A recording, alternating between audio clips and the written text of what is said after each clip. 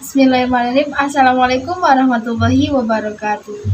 Perkenalkan, nama saya Deti Permatasari dari kelas Kimia A dengan NIM 1207040013 dari Fakultas Sains dan Teknologi UIN Sunan Gunung Jati Bandung. Di sini saya akan praktikum mengenai pembuatan gas oksigen murni dari kalium permanganat atau PK dengan vanis. Selanjutnya mengenai tujuan dari praktikum kali ini, yang pertama yaitu mengetahui cara pembuatan gas oksigen, yang kedua yaitu mengetahui sifat-sifat gas oksigen.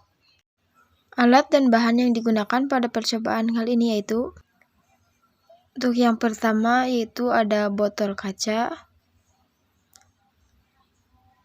yang kedua ada stik es krim, yang ketiga ada korek api, yang keempat ada lilin, yang kelima vanis atau pemutih pakaian, dan yang keenam yaitu kalium permanganat atau PK. Selanjutnya yaitu mengenai metode percobaan. Mula-mula nyalakan lilin terlebih dahulu.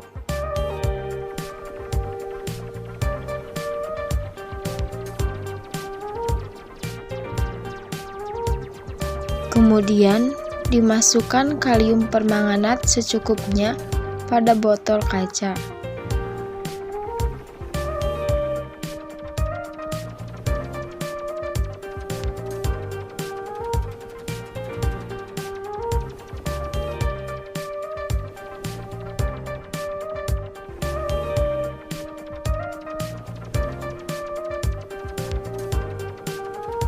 Dituangkan vanis ke dalam botol kaca secukupnya.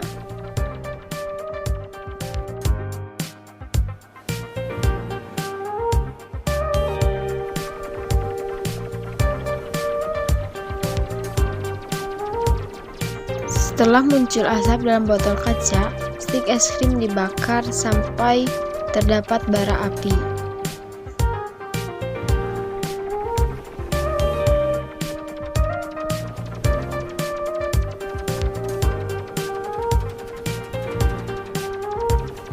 Kemudian setelah stik es krim itu dibakar, api dalam stik es krim tersebut dimatikan. Jadi hanya terdapat bara api saja dalam stik es krim tersebut.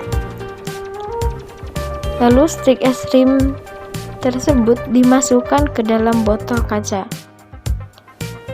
Jika terdapat api dalam stik es krim tersebut, berarti di dalam botol kaca tersebut terdapat gas oksigen murni.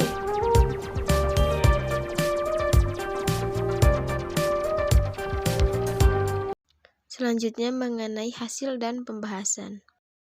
Seperti yang telah kita ketahui bersama, oksigen memiliki peran yang sangat penting dalam kehidupan.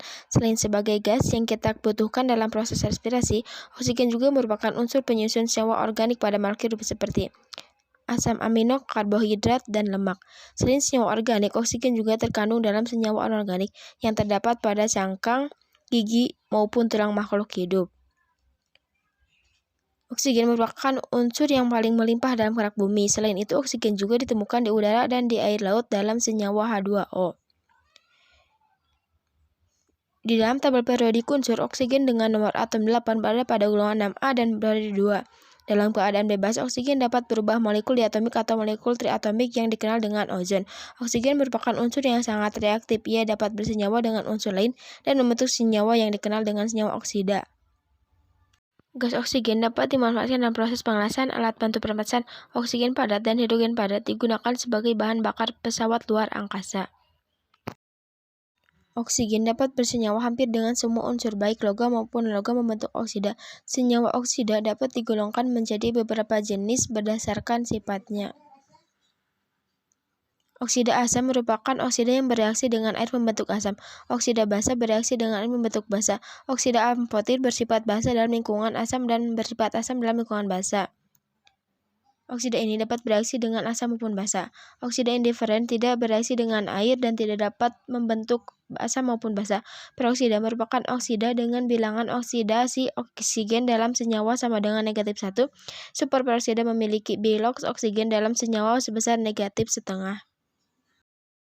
Ozon atau molekul triatomik dari oksigen berupa gas berwarna biru dan berbau khas. Ozon banyak terdapat di lapisan atmosfer terutama pada stratosfer dan bermanfaat melindungi bumi dari paparan sinar UV. Ozon mempunyai molekul bengkok dengan sudut ikatan 116,8 derajat dan ikatan lengkapnya mengalami resonansi.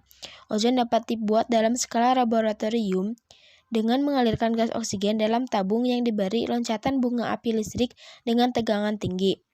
Selain melindungi bumi dari sinar UV, ozon dapat dimanfaatkan pada pengolahan air sebagai pembunuh kuman dan pada pemutih pakaian. Senyawa oksigen lain yang sering kita jumpai adalah hidrogen peroksida. Hidrogen peroksida 3% biasa dikenal sebagai larutan pehidrol di pasaran. Larutan pehidrol biasa digunakan sebagai pemutih maupun antiseptik. Dalam skala laboratorium, hidrogen peroksida dibuat dengan mereaksikan barium dioksida dan asam sulfat. Dalam skala industri, hidrogen peroksida dibuat dengan elektrolisis larutan amonium sulfat yang dicampurkan dalam asam sulfat pekat.